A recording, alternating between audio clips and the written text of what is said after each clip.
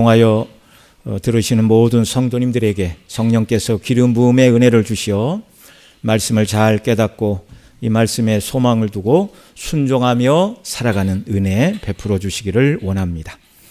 우리는 계속해서 요한계시록 18장 말씀을 살펴보고 있습니다.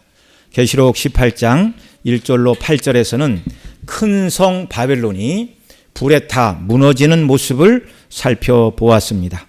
음녀 바벨론이 자줏빛과 붉은빛 옷을 입고 금과 보석과 진주로 자신을 꾸미고 음행 곧 영적 무상 숭배인 탐심으로 가득 찬 금잔을 들고 누구든지 이 잔을 마시면 자신의 모습과 같이 세상의 영광을 누리게 될 것이라고 만국을 미혹하며 세상 권세자를 상징하는 짐승을 타고서 스스로 말하기를 나는 여왕이요 과부가 아니라 결탄코 애통을 당하지 아니하리라고 말하던 바로 그 바벨론이 불에 타서 멸망하는 모습이었습니다.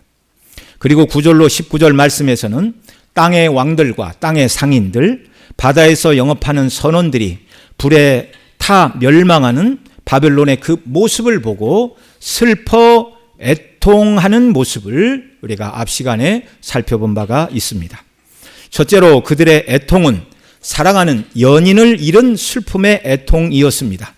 음녀 바벨론의 화려한 모습에 미혹되어 함께 음행의 잔을 마시고 탐심을 따라서 물질을 추구하고 그 물질로 사치하고 사치가 주는 쾌락을 누리며 함께 살던 연인 바벨론이 더 이상 존재하지 않으니 더 이상 사치와 쾌락을 누릴 수 없는 사랑하는 연인을 잃은 슬픔으로 애통하는 모습이었습니다.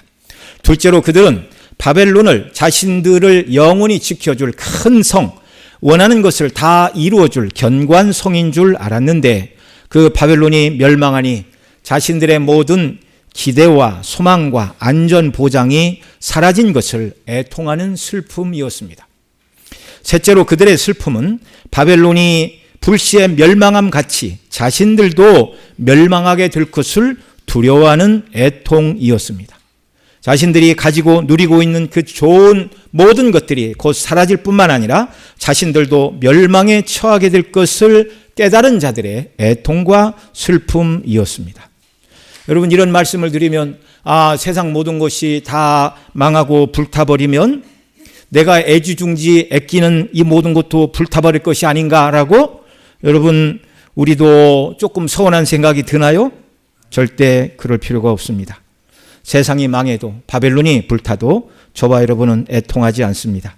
하나님은 죄악된 세상은 모두 다 심판하시나 그러나 예수님 안에 있는 저와 여러분 모두에게는 의와 평강과 희락의 영원한 나라를 주시려고 예비하고 계신 것을 믿으시기 바랍니다.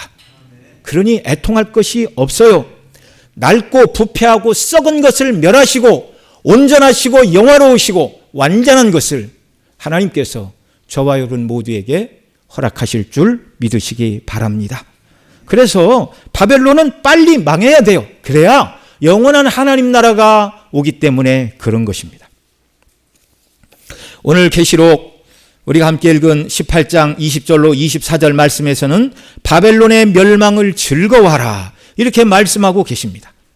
그러면 오늘 본문으로 들어가서 누구에게 바벨론의 멸망을 즐거워하라 말씀하시는 것이며 즐거워해야 될 이유는 무엇인가 먼저 살펴보겠습니다. 오늘 본문 20절 같이 읽죠. 시작. 하늘과 성도들과 사도들과 선지자들아 그로 말미암아 즐거워하라. 하나님이 너희를 위하여 그에게 심판을 행하셨음이라 하더라. 아멘. 자, 누구를 향하여 즐거워하라 말씀하시는 것이죠? 지난주에 살펴본 대로 땅에 속한 왕들과 땅에 속한 상인들과 바다에서 영업하는 선원들 모두는 바벨론의 멸망을 인하여 애통하고 슬픔의 노래를 불렀는데 그러면 누구를 향하여 바벨론의 멸망을 즐거워하라고 말씀하는 것이죠? 그 대상은 바로 바벨론에 속하지 않은 자들을 향하여 바벨론의 멸망을 즐거워하라 말씀하시는데 오늘 우리가 읽은 본문 20절 상반절에 이렇게 말씀합니다. 하늘과 성도들과 사도들과 선지자들아 그로 말미암아 바벨론의 멸망을 말미암아 즐거워하라. 먼저 본문 20절에 하늘과 성도들과 사도들과 선지자들이라고 말씀하시면서 하늘을 언급하십니다. 이 하늘은 천군 천사와 이미 구원받은 성도들이 있는 그 하늘을 말하는 것이죠. 그래서 오늘 본문 바로 뒤에 있는 19장 1절로 2절에 가면 이 바벨론이 심판을 받는 모습을 보고 있는 하늘의 광경을 이렇게 말합니다. 19장 1절 2절 같이 읽죠. 시작. 이 일 후에 내가 들으니 하늘에서 허다한 무리의 큰 음성 같은 것이 있어 이르되 할렐루야, 구원과 영광과 능력이 우리 하나님께 있도다. 그의 심판은 참되고 의로운 자라. 음행으로 땅을 더럽게 한 큰 음녀를 심판하사 자기 종들의 피를 그 음녀의 손에 갚으셨도다 하고. 아멘. 하늘은 즐거워하라 이렇게 말씀하는 대로 19장 1절 2절에서 하늘에 있는 허다한 무리의 큰 음성이 할렐루야, 구원과 영광과 능력이 우리 하나님께 있다 하고 하나님을 찬양하며 하나님이 행하신 능하신 일, 곧 음행으로 땅을 어지럽게 한 음녀 바벨론을 심판하시고 그 종들의 피를 음녀의 손에 갚으신 하나님의 공의로운 행사를 하늘에서 먼저 참여하고 있습니다. 이제 하나님의 이 행사를 바라보고 참여하고 기뻐해야 될 것은 땅에 있는 성도들, 저와 여러분들이겠죠.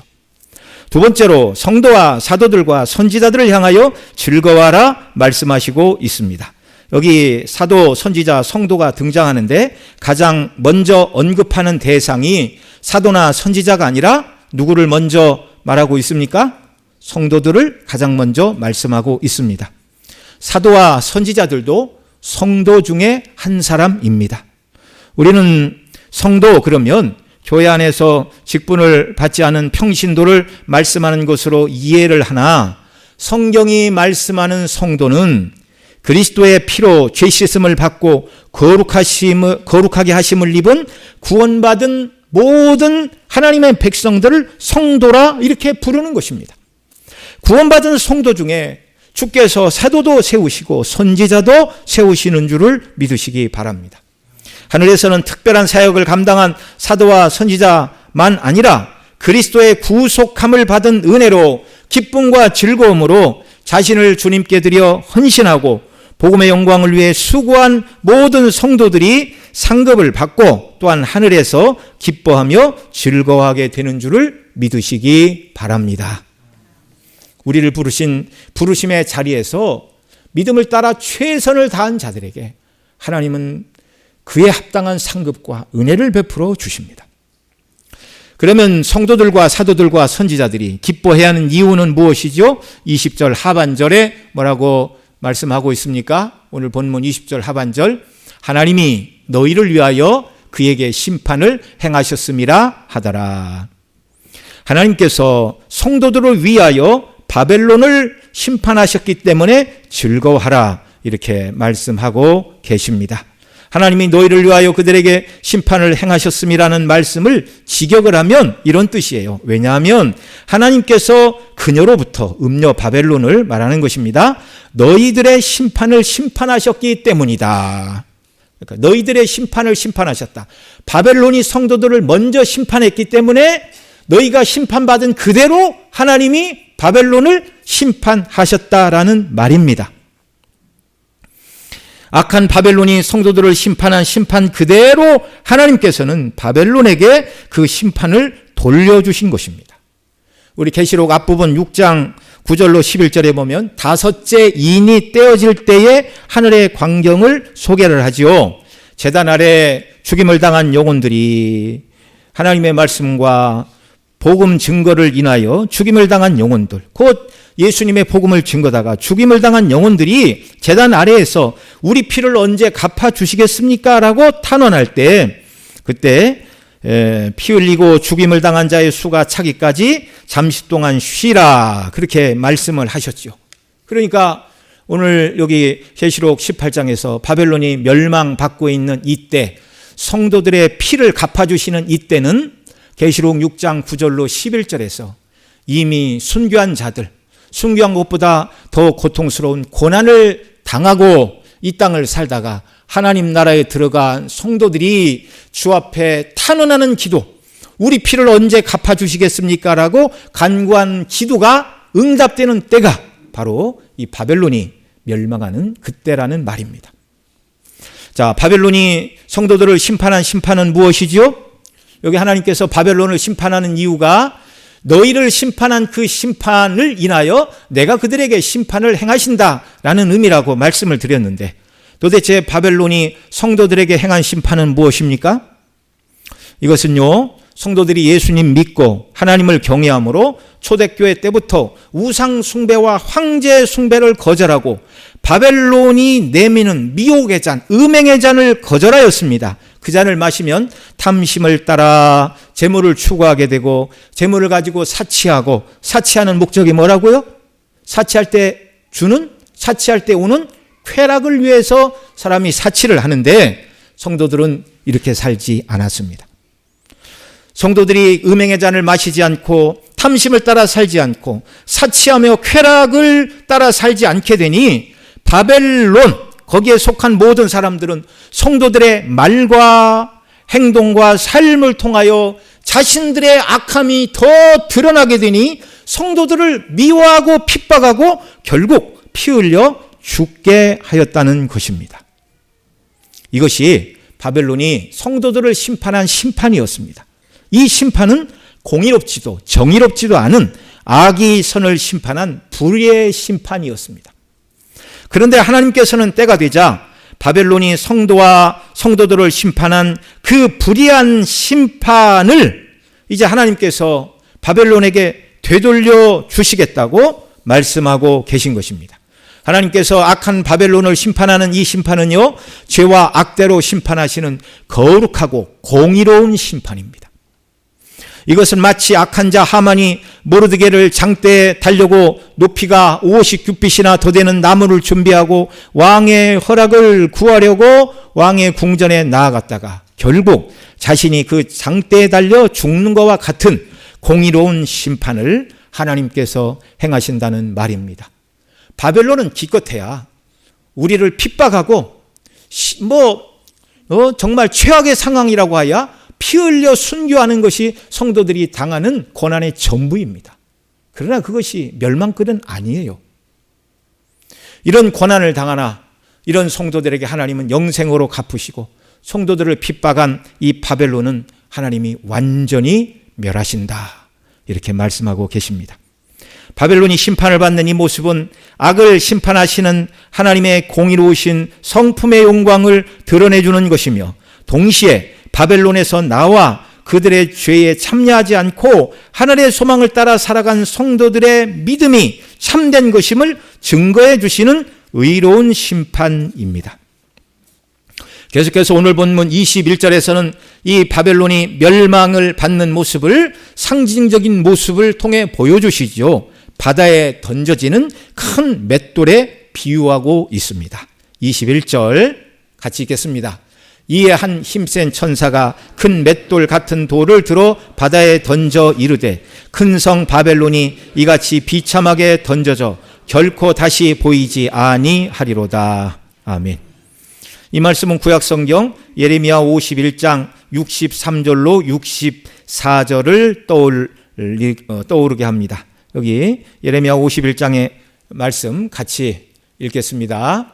시작. 하늘과 땅과 그 안에 있는 모든 것들이 바벨론으로 말미암아 기뻐 노래하리니 이는 파멸시키는 자가 북쪽에서 그에게 옴이라. 여호와의 말씀이니라. 바벨론이 이스라엘을 죽여 엎드러뜨림 같이 온 세상이 바벨론에서 죽임을 당하여 엎드러지리라. 아멘. 예. 자, 이 말씀은 바벨론에 닥칠 모든 재난, 곧 바벨론이 멸망당하여 사람이나 짐승이 살지 못하게 될 것을 이제 가르쳐 주시는 말씀이었습니다. 이 바빌론이 멸망할 것을 책에 기록하라 하시고 돌에 매여 유브라데 강에 던지라, 그렇게 말씀하고 있어요. 그러니까 돌을 맨 책이 강에 함께 던져집니다. 돌과 함께. 그러면 바벨론이 완전히 몰락을 하게 되는 거예요. 이 말씀이 주전 539년 하나님께서 붙들어 쓰신 바사왕 고레스에 의하여 강대국 바벨론이 무너짐을 통하여 성취가 되었습니다. 유다를 멸망시킨 바벨론이 70년 후에 멸망함과 같이 신약의 바벨론은 한 나라는 아니라 하나님을 대적하고 우상을 숭배하며 영적 음행인 탐욕을 추구하며 물질을 가지고 사치를 부르며 사치가 주는 쾌락을 위해 살라고 세상을 미혹한 바벨론은 결국 구약의 바벨론과 같이 철저하게 멸망을 당할 것이란 말입니다. 예레미야에게는 바벨론을 심판한 책을 돌에 매달아 유브라데 강에 던지라 하셨으나 오늘 본문에서는 천사가 말하죠. 힘센 천사가 바벨론이 어떻게 던져진다고요? 맷돌을 들어 던짐같이 바다에 던지게 될 것이다. 이렇게 말씀을 하고 있습니다. 여러분, 이 맷돌은요, 여인들이 매일 식사를 준비하기 위하여 곡실의 껍질을 벗기거나 가루로 만들기 위하여 돌리는 작은 맷돌을 말하는 것이 아니라 여기 말하는 큰 맷돌은 당나귀나 말들이 돌리는 연자 맷돌을 말합니다. 이 큰 맷돌을 바다에 던지면 깊은 바다에 속히 잠기게 되고 존재를 알 수 없게 되는 것처럼 바벨론이 철저하게 멸망을 당하게 될 것이란 말씀입니다. 그리고 오늘 본문 22절로 23절 상반절에서는 바벨론이 그렇게 큰 맷돌처럼 바다에 던져지게 될 때 그들이 받게 되는 참혹한 심판의 모습이 무엇인가를 몇 가지로 나누어 설명해 주고 있습니다. 22절로 23절 오늘 본문 같이 읽습니다. 또 검은 고 타는 자의 풍요하는 자와 퉁소 부는 자와 나팔 부는 자의 소리가 결코 다시 내 안에서 들리지 아니하고 어떠한 세공업자든지 결코 다시 내 안에서 보이지 아니하고 또 맷돌 소리가 결코 다시 내 안에서 들리지 아니하고 등불빛이 결코 다시 내 안에서 비치지 아니하고 신랑과 신부의 음성이 결코 다시 내 안에서 들리지 아니하리로다. 아멘.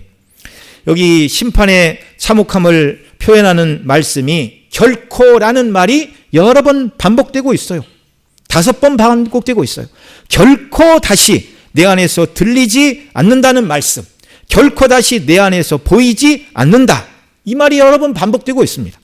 청각적으로 어떤 소리도 결코 다시 내 안에서 들리지 아니하리라는 말을 짧은 이 두 구절 안에서 3번 반복하고 있고요. 시각적으로 아무것도 볼 수 없다는 것을 결코 다시 내 안에서 보이지 아니하고 결코 다시 내 안에서 비치지 아니할 것이라고 말씀해주고 있습니다.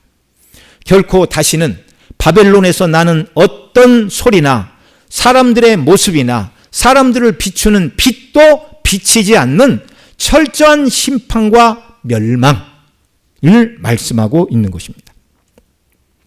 구체적인 내용을 보면 첫째 뭐라고 그러죠? 검은 고 타는 자와 풍요하는 자와 퉁소 부는 자와 나팔 부는 자의 소리가 결코 다시 내게서 내 안에서 들리지 아니하리라, 이렇게 말씀하고 있습니다.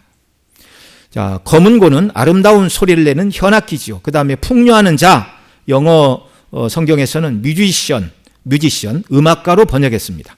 그러니까 아무나 켜는 배우지 않는 사람이 악기를 연주하면 그건 소음이에요. 그러나 뮤지션들이, 잘 숙달된 연주가들이 이렇게 검은 고를 연주하면 참으로 듣기 감미롭고 흥을 돋우는 그런 아름다운 소리가 되는 것입니다. 그런데 그런 아름다운 음악 소리가 다 그치게 된다는 것입니다. 또 퉁소 부는 자와 나팔 부는 자의 소리가 다시 들리지 않는다, 이렇게 말씀하고 있는데요. 퉁소를 영어 성경에서는 플룻으로 번역했는데 쉽게 말하면 피리입니다. 피리. 고대시대 피리는 명절에 불었고 장례식에 불었습니다. 나팔은 경기장이나 극장에서 울려 퍼지던 음악 소리였습니다. 그러니까 퉁소 소리도 나팔 소리도 들리지 않는다는 말은 명절도 없고 장례식도 없고 사람들 모아서 시끌벅글하게 스포츠를 즐기는 경기장도 없고 음악과 연극과 이런 것들을 하는 극장도 다 사라진 도시, 곧 모든 문명이 황폐화될 것을 말씀하는 것입니다. 세상 사람 사람들이 즐기는 모든 즐거움의 요소가 다 사라지게 된다는 것입니다. 여러분, 그런 날이 오면 아쉬울 것이 있습니까? 아쉬울 것이 없습니까? 아쉬울 게 없어요. 세상에 속한 자들은 세상에 속한 모든 즐거움과 기쁨과 또 육신적인 즐거움을 주는 요소를 빼앗기게 되면 어떻게 사나 이런 염려와 걱정이 들겠지만, 그러나 예수님 안에 있는 저와 여러분에게는 하나님께서 의와 평강과 희락의 나라, 기쁨의 나라인 새 예루살렘, 새 하늘과 새 땅을 예비하고 계시고, 또 우리가 하늘에 들어가서는 하나님 주신 검은 고를 가지고 구원받은 하나님의 백성들과 함께 하나님을 찬미하며 영광을 돌리게 되는 줄로 믿으시기 바랍니다. 하늘의 예배와 거기에서 우리가 하나님을 찬송하는 아름다운 찬양과 음악은 이 땅에서 그 어느 누구도 흉내낼 수 없는 완전한 찬미와 음악과 영광 가운데 주를 예배하게 되는 줄 믿으시기 바랍니다. 기쁨에도요, 거룩한 기쁨이 있고 천박한 기쁨이 있습니다. 하늘에서 저와 여러분이 누릴 기쁨은 거룩하고 영광스러운 즐거움이에요. 그리고 천국을 뭐라고 그러죠? 여긴 세상의 모든 즐거움이 다 사라졌는데, 하늘의 기쁨을 갈망하시기 바랍니다. 어린 양의 혼인잔치라 가장 기쁘고 즐거운 날, 그날을 하나님이 예비하고 계십니다. 그러니 세상의 좋은 것들이 사라져도 아쉬워할 것이 없습니다. 또 무엇이 없다고 하시죠? 22절 중반절, 어떠한 세공업자든지 결코 다시 내 안에서 보이지 아니할 것이라. 여기 세공업자라는 말이 헬라어로 테크니테스인데, 이 말에서 영어 단어 기술자를 뜻하는 테크니션이라는 말이 파생이 되었습니다. 어떠한 기술자도 없다, 어떠한 경제 활동도 없을 것이란 말씀입니다. 철저한 경제 몰락을 말하는 것이죠. 여러분, 경제가 몰락하면 우리는 무엇을 먹고 어떻게 살까 염려하지 마시기 바랍니다. 하나님이 이 낡은 것을 다 멸하시면 새 것, 의롭고 영광스러운 것으로 저와 여러분 모두에게 더하여 주심을 믿으시기 바랍니다. 그래서 성도들을 향하여 바벨론의 멸망을 즐거워하라는 거예요. 이 모든 것들이 다 없어져야 그 다음 새하늘과 새 땅, 만물을 새롭게 하시는 그 나라를 우리에게 주시는 것입니다. 또 무엇이 없다고 하시죠? 22절 하반절, 또 맷돌 소리가 결코 다시 내 안에서 들리지 아니하고 이렇게 말씀하고 계십니다. 여기 맷돌 소리는 여인들이 식사를 준비하기 위하여 곡식의 껍질을 벗기거나 곡식을 가루로 만들 때 쓰는 그 맷돌을 말합니다. 맷돌을 소리가 그쳤다. 뭐예요? 맷돌을 돌릴 식재료가 없다, 그 말입니다. 또 무엇이 없다고 하시죠? 23절 상반절에 보면 등불빛이 결코 다시 내 안에서 비치지 아니할 것이다. 등불은 밤에 밝히는데 기름도 떨어지고 또 일을 하거나 이런 일이 없다는 거예요. 깜깜한 적막강산이 된다는 말입니다. 마지막으로 또 무엇이 없다고 말씀하시죠? 23절 중반절 같이 읽습니다. 신랑과 신부의 음성이 결코 다시 내 안에서 들리지 아니할 것이라. 신랑 신부의 음성은 기쁨의 음성이죠. 신혼은 인생 최고의 기쁨의 시기인데 바벨론에서는 더 이상 기쁨을 누릴 수 없다는 말입니다. 대신 앞서 지난 시간에 살펴본 대로 땅의 왕들과 땅의 상인들과 바다에서 무역하는 모든 선원들의 탄식과 애통과 고통의 소리만 있을 뿐입니다. 이렇게 5가지 모습으로 바벨론의 멸망의 참혹함을 설명해 주고 있습니다. 인생에 기쁨을 주는 모든 음악을 비롯한 즐거움의 요소가 사라지고 경제활동이 멈추게 되고 먹을 양식이 없게 되고 사람이 살지 않는 적막강산이 되고 기쁨이 사라지는 때가 온다라는 것, 그것이 바로 이 세상입니다. 이때가 되면 지금은 열심히 일한 자들에게 소득을 거두게 하시는 일반 은총의 은혜가 부어지고 있으나 그때에는 아무것도 거둘 수가 없는 때라는 말입니다. 결국 바벨론에 속한 모든 자들, 땅에 속한 모든 자들은 다 이 바벨론의 멸망과 함께 어떻게 돼요? 지옥 형벌에 떨어지는 것입니다.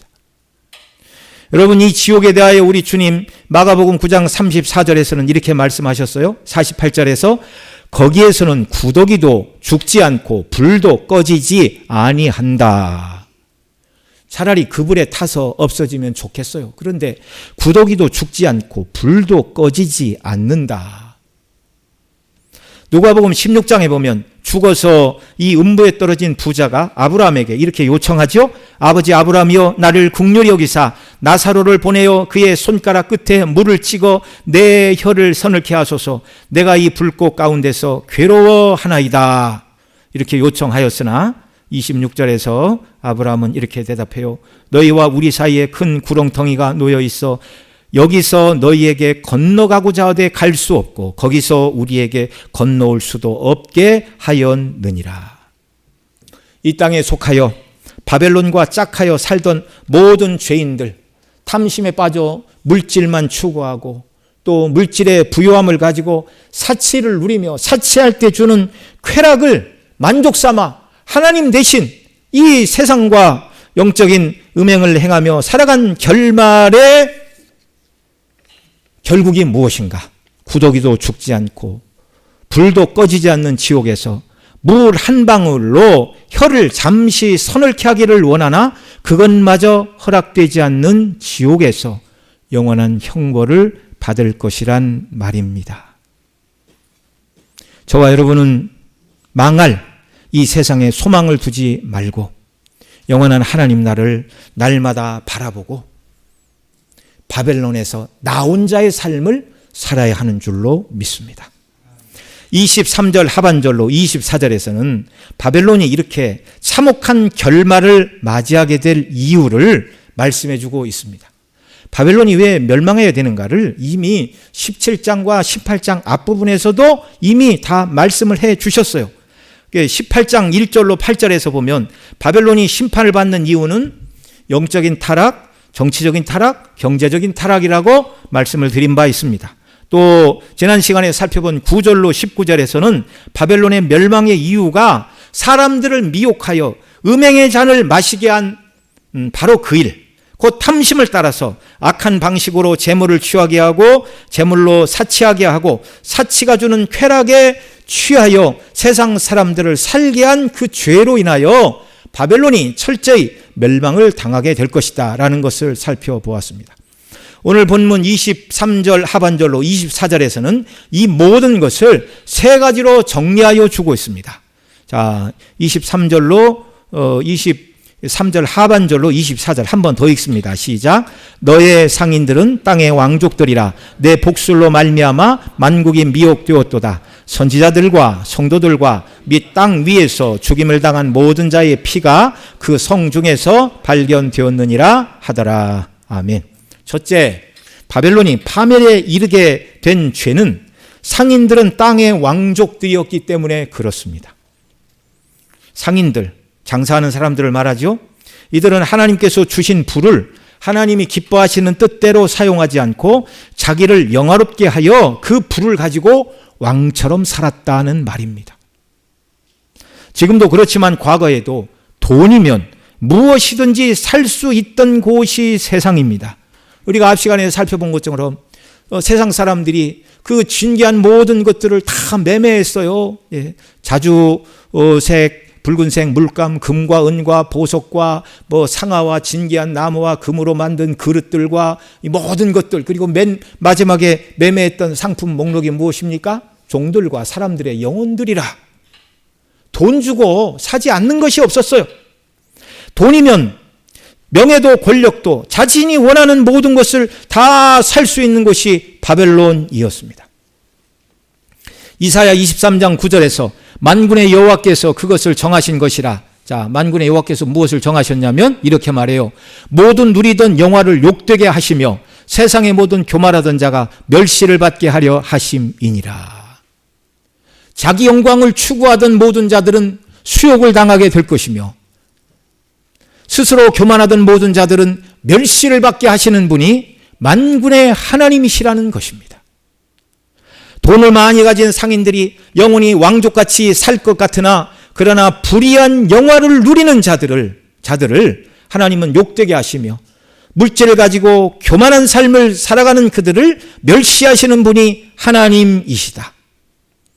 이것은요, 우리가 두 주 전에 살펴본 1절로 8절에서 살펴본 바벨론이 만국을 미혹하여 영적으로 부패하여 하나님의 영광 대신 물질을 추구하는 삶을 살게 한 영적인 부패, 또 세상의 왕들을 미혹하여 하나님의 뜻대로 바른 정치를 펴지 않고 물질에 매어 사는 삶, 그러니까 모든 권력을 가지고 추구하는 것이 물질뿐이었어요. 정치적인 부패, 그다음 경제적인 부패에 빠져서 모든 사람들이 사치의 세력으로 재물을 모으는 것, 사치를 위하여 재물을 만들게 만드는 이 모든 것, 다 바벨론의 죄입니다.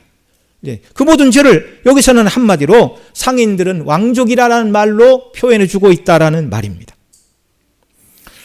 저와 여러분은요, 우리의 몸과 마음과 시간과 물질과 재능, 은사, 이 모든 것을 다 동원해서 나의 이름을 높이고 내가 영원롭게 되는 나 자신의 영광을 추구하는 교만한 삶이 아니라 하나님의 영광을 위해서 이 모든 것을 드리고 주의 영광을 위하여 헌신하는 삶을 살아가는 자들이 되시기를 원합니다. 이게 바벨론과 구별된 성도의 삶이에요. 계시록 4장 11절에 보면 하늘의 예배자들이 이렇게 노래하죠. 우리 주 하나님이여 영광과 존귀와 권능을 받으시는 것이 합당하오니 주께서 만물을 지으신지라 만물이 주의 뜻대로 있었고 또 지으심을 받았나이다. 모든 만물은 하나님이 다 지으셨고 하나님이 주장하시는 거예요. 그러니 하나님이 영광을 받으셔야 된다는 것입니다. 만물을 가지고 우리 영광을 위하여 살 것이 아니라 하나님 우리에게 무엇을 주시든지 그것을 가지고 궁극적인 영광은 누구에게만요? 하나님께만 돌려야 돼요. 오직 영광은 하나님의 것입니다. 영광은 하나님만 받으셔야 합니다. 둘째로 바벨론이 참혹한 파멸을 당할 수밖에 없었던 이유는 복술로 말미암아 만국이 미혹되었기 때문이라 말씀하고 있습니다. 복술은 마술을 말하는데 만국을 미혹하여 우상 숭배 곧 음행에 빠지게 한 죄를 지금 복술로 만국을 미혹했다, 이렇게 말씀하시는 거예요. 이 복술이란 말은 헬라어로 파르마게이아라는 단어인데 그 원어적인 뜻은 독을 섞다, 마술사, 이런 뜻을 가지고 있습니다. 여러분, 지금도 문명을 거부한 원시 부족 사회에 가면 추장도 있고 무당 또는 마술사가 있는데 그 무당이나 마술사가 하는 일이 무엇이죠? 누가 아프다고 하면은 독초를 잘 배합하여 그것을 먹게 하여 통증을 느끼지 못하게 하는 일을 합니다. 무당이고 마술사이고 의사예요. 또 독초를 술에 담거나 또 독초를 이렇게 담배처럼 말아 피우게 하여 환각을 일으키는 일들도 지금도 그런 주술을 원시 사회에서는 행하고 있어요. 여기 바벨론이 복술로 만국을 미혹했다, 이 말은요, 바벨론이 음행의 잔으로 만국을 미혹시켜 하나님 대신 세상을 추구하며 탐심에 빠져 살게 하는 영적인 우상 숭배에 빠지게 한 죄를 말하는 것입니다. 이것은 지난주에 살펴본 9절로 10절에서 바벨론이 심판받은 이유, 곧 탐심을 추구하여 물질을 쌓고 그 물질로 사치하여 사치가 주는 쾌락을 위하여 온 세상을 몰아간 그 죄를 지금 복술로 만국을 미혹했다라는 말로 요약해주고 있습니다. 세 번째, 바벨론의 철저한 파멸을 불러온 죄는 무엇이죠? 마지막으로 24절에서 말합니다. 선지자들과 성도들과 및 땅 위에서 죽임을 당한 모든 자의 피가 그 성 중에서 발견되었기 때문이라고 말씀하고 계십니다. 선지자들과 성도들과 땅 위에 죽임을 당한 모든 자의 피가 그 성중 곧 바벨론에서 발견되었다라는 말은 바벨론 곧 불경거하는 세상 공동체가 하나님의 충성된 백성들인 교회를 박해했다는 말입니다. 여기에 땅 위에 죽임을 당한 모든 자의 피에서, 이 피라는 말은 피 흘린 순교자의 피뿐만 아니라 순교보다 더한 고통을 당한 이 요한계시록을 기록한 사도 요한이 받은 핍박도 포함하여 하는 말입니다. 순교의 피뿐만 아니라 핍박까지도, 이 땅은 성도들의 피를 다 흘리게 한 그 죄를 하나님이 물으신다는 거예요. 앞서 이 죄에 대하여 19절 하반절에서는 뭐라고 그랬죠? 하나님이 너희를 위하여 그들에게 심판을 행하셨음이라 라고 말씀하셨습니다. 이 음녀 바벨론의 죄에 대하여 또 앞서 계시록 17장 6절에서는 뭐라고 말씀했죠? 또 내가 보면 이 여자가 성도들의 피와 예수의 증인들의 피에 취한지라 라고 바벨론이 음행의 잔으로 성도들을 미혹했으나 자기를 따르지 않을 때 이 바벨론이 짐승을 동원하여 예수의 증인들의 피를 많이 흘리게 했어요. 그래서 누구는 유배를 보내고 어떤 사람은 감옥에 가두고 또 누구는 충성된 증인같이 피 흘리게 하는 이런 일들에 성도들의 피에 취하였습니다. 이 모든 죄를 여기서 다시 한번 언급해주고 계신 것입니다. 바벨론의 죄상은 이미 낱낱이 밝혀졌어요. 바벨론이 심판을 받는 이후 정리를 합니다. 물질을 가지고 자기 영광만 추구하며 살게 하고 왕처럼 살게 합니다. 하나님께 영광을 돌려야 되는데 자기의 영광을 위하여 살게 한 죄, 그 다음에 만국을 복술 곧 미혹의 잔으로 유혹하여 물질 중심의 사치와 쾌락의 삶으로 빠뜨린 죄, 세 번째, 그런 삶을 거절한 성도들의 피를 흘린 죄를 인하여 완전한 파멸에 이 세상과 세상의 정신과 문화, 이 나라 모두가 다 멸망하게 될 것이라고 주께서 말씀하고 계십니다. 여러분, 세상이 멸망한다는 이 말이 아쉬울 게 없어요. 거듭 말씀드리지만 썩고 부패하고 낡은 이 모든 것을 주께서 정리하신 다음에 새하늘과 새 땅을 저와 여러분 모두에게 허락하심을 믿으시기 바랍니다. 우리는 어떻게 살아야 되겠습니까? 바벨론을 떠나야 됩니다. 그것은 영적인 부패와 타락에 물들지 않는 곳으로서 이 땅을 살아가는 목적이 세상을 얻으려는 탐심, 그리고 세상 것을 가지고 사치하며 사치가 주는 쾌락이 목적이 아니라 하나님의 영광을 바라보고 살아가는 저와 여러분 되시기를 바랍니다. 그리스도의 피로 구속받았으니 너무나 마땅한 것입니다. 또한 정치적인 부패와 타락에 물들지 않는 것으로서 우리가 힘과 권세를 가지려는 이유와 목적이 세상을 얻기 위한 목적이 아니라 하나님께서 힘과 권세를 주시면 그 힘과 권세를 가지고 하나님이 기뻐하시는 의롭고 참된 일을 행하는 것, 이것이 우리가 바벨론 속에 살지만 바벨론에 속하지 않고 바벨론에서 나온 자의 삶을 사는 것임을 믿으시기 바랍니다. 이런 목표를 가지고 우리 학생들은 열심히 공부하시고 우리 청년들은 열심히 노력하시고 우리 직장인들은 이 일을 위해 열심히 돈을 버시기 바랍니다. 뿐만 아니라 경제적인 부패와 타락에 물들지 않아서 돈을 버는 목적이 사치와 사치할 때 오는 쾌락이 우리가 경제활동하는 유일한 목적이 아니라 하나님이 주신 것을 가지고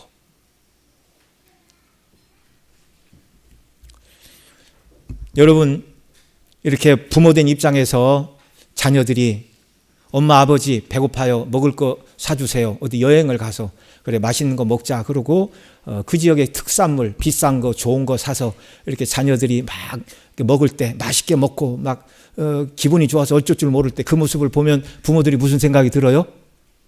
아유 잘 먹는다, 아 기분 좋다, 이런 생각이 듭니까? 비싼 거 잘도 먹네, 이런 생각이 드십니까?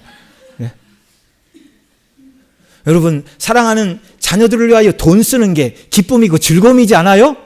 그래요, 안 그래요? 그래요. 여러분, 우리가 주 앞에 한 달 열심히 해서 베푸신 그 모든 열매를 가지고 주 앞에 11조 드립니다, 감성금 드립니다. 이렇게 여러분 주 앞에 예물 드릴 때 마음이 기쁩니까? 기쁘지 않습니까? 너무 기쁘죠. 마음이 기뻐야 돼요. 이게 성도의 마음입니다. 아니, 사랑하는 자녀에게, 아내에게, 남편에게 돈을 쓰고 그것을, 물론 하나님이 우리처럼 뭐 물질이 필요해서 달라 그런 분 아니에요. 성경이 뭐라고 그래요? 금도 내 것이요 은도 내 것이요 천산의 생축이 다 내 것이라. 하나님이 뭐 아쉬워서 바치라 그러는 분 아니에요. 구원의 기쁨과 감격 속에 주께서 베푸신 은혜에 감사하고 복음이 증거되고 하나님 나라가 세워지는 일을 위해 내게 주신 은혜에 따라 기쁨으로 드리는 자들의 예물을 주님이 기뻐 받으시는 줄 믿으시기 바랍니다. 우리가 주 앞에 충성을 다하고 헌신하고 시간을 드리고 마음을 드리고 몸을 들여 예배하고 물질을 들여 헌금할 때 우리 마음이 기쁠 뿐만 아니라 그것을 받으시는 아버지의 마음, 우리 주님의 마음은 더 기뻐하시는 줄을 믿으시기 바랍니다. 여러분, 물질의 부요함 자체는 죄가 아닙니다. 물질은 인격이 아니니 그 자체로 선한 것도 아니고 악한 것도 아니고 물질은 가치 중립이에요. 다만 그것을 어떻게 사용하는가에 따라서 선한 일도 되고 악한 일도 되는 것입니다. 다윗은 일생 모은 그 모든 재물을 하나님의 성전을 위하여 영광스럽게 주의 전에 다 드렸습니다. 하나님이 기뻐하셨어요. 오늘날 바벨론은 모든 물질을 자기의 기쁨과 영광을 위해서 사용하고 있는데 저와 여러분은 우리에게 주신 모든 것들 하나님의 영광을 위하여 바르게 사용하는 귀한 역사가 우리에게 넘쳐나기를 바랍니다. 주님이 기뻐하시고 원하시는 삶을 또 우리가 살아야 됩니다. 이것은 우리의 중보자 되신 예수 그리스도를 닮아서 예수님께서 이 땅에 왕과 제사장과 선지자직을 감당하고 살아가셨는데 우리도 육체에 남을 때를 바로 왕과 제사장과 선지자의 직을 감당하며 살아가는 역사가 우리에게 있기를 원합니다. 계시록 1장 6절 우리가 살펴보면서 그의 아버지 하나님을 위하여 우리를 나라와 제사장으로 삼으신 그에게 영광과 능력이 세세토록 있기를 원하노라 이렇게 말씀하고 있는데요. 예수님께서 십자가에서 저와 여러분을 죄에서 구원하여 하나님의 백성 삼으신 목적이 뭐라고요? 나라와 제사장 삼으시기 위함이었습니다. 여기 나라라는 말을 헬라어로는 바실레이아인데 왕국 또는 왕으로 번역할 수 있는 말입니다. 그래서 이 말은 베드로 사도가 베드로전서 2장 9절에서 너희는 택하신 족속이요 왕같은 제사장들이요 라고 말할 때 왕같은 제사장 그 말이 나라와 제사장과 같은 표현입니다. 저와 여러분은 이 땅에서 왕이신 예수님이 행하신 것과 같은 왕적인 삶을 살아야 돼요. 이 말은 누구 위에 군림하는 삶을 살라는 말이 아니라 구약에서 왕들이 행했던 가장 큰 일은 성전을 짓는 일이었고 다윗은 그토록 성전 짓기를 소망하였고 그 아들 때 이루게 하셨습니다. 솔로몬 이후의 왕들은 성전을 보수하고 성전 제사가 온전히 드려지고 백성들이 성전 중심으로 하나님을 예배하는 공동체가 되게 하는 일에 힘을 기울여야 할 자들이 구약의 왕들이었어요. 저와 여러분이 오늘날 왕 같은 사역을 감당해야 되는데 오늘날 저와 여러분이 감당해야 될 왕의 사역은 주님의 몸된 교회를 세우는 일인 줄을 믿으시기 바랍니다. 저와 여러분은 세상을 사랑하는 삶인 바벨론의 정신에 함몰되어서 세상을 추구하고 세상이 주는 물질의 유익, 사치하고 사치가 주는 쾌락을 위해서 살아가는 자들이 아니라 주님의 몸된 교회가 온전히 세워지는 일들을 위해서 기도하고 우리 자신을 드리고 헌신하는 주의 백성들이 되기를 소원합니다. 둘째로 우리는 제사장의 사명을 감당하며 살아야 되겠습니다. 제사장의 사명은 두 가지예요. 하나님을 섬겨 예배하는 것과 연약한 자들을 위하여 기도하는 삶입니다. 구원의 기쁨으로 온 마음을 다하여 성령 안에서 말씀으로 하나님을 예배할 때 하나님이 온전히 기뻐하시는 줄을 믿으시기 바랍니다. 신령과 진정으로 예배하라 하셨어요. 말씀과 성령으로 예배하라고 하셨습니다.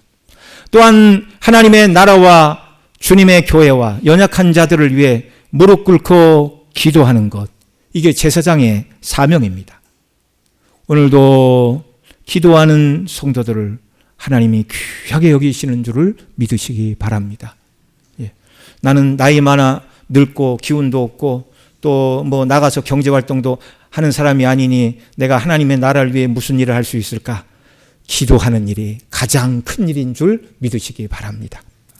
또한 저와 여러분은요, 예수님이 감당하셨던 선지자 직의 사명을 감당하고 살아야 됩니다. 계시록 11장에서 말씀하신 대로 날수로는 1260일, 달수로는 42달, 햇수로는 3년 반 동안 초림과 재림의 기간, 이 기간 동안 교회는 복음을 전하는 증인, 선지자의 삶을 살도록 부르심을 받은 자들입니다. 그러기 위해서 저와 여러분은 복음의 영광으로 충만해야 하겠습니다. 하나님의 말씀을 가까이 하고 읽고 쓰고 묵상하고 말씀이 증거되는 예배의 자리에 늘 참여하고 그 말씀을 통해 은혜 받고 말씀대로 순종하여 우리의 삶이 하나님이 살아계시고 예수 그리스도의 복음을 증거하는 증인된 선지자의 삶을 살아갈 때 주께서 영광을 받으시는 줄 믿습니다. 우리 오늘 들은 말씀 붙들고 함께 우리 통성으로 기도드리겠습니다. 다 같이 기도하십니다. 사랑하시는 아버지 하나님, 오늘도 이 바벨론의 멸망의 모습을 통하여 우리에게 교훈을 주시니 감사를 드립니다. 하나님 아버지, 정말 이 바벨론이 정말 세상의 물질로 사람들을 유혹을 하였습니다. 그 물질을 가지고 하나님의 영광이 아니라 자기 기쁨을 위하여 쓰고 살아갔습니다. 영광은 하나님의 것인데 자기 영광을 위하여 살아간 바벨론이 심판의 대상이었고 뿐만 아니라 정말 복술로 미혹하여 온 세상을 음행에 빠지게 하였습니다.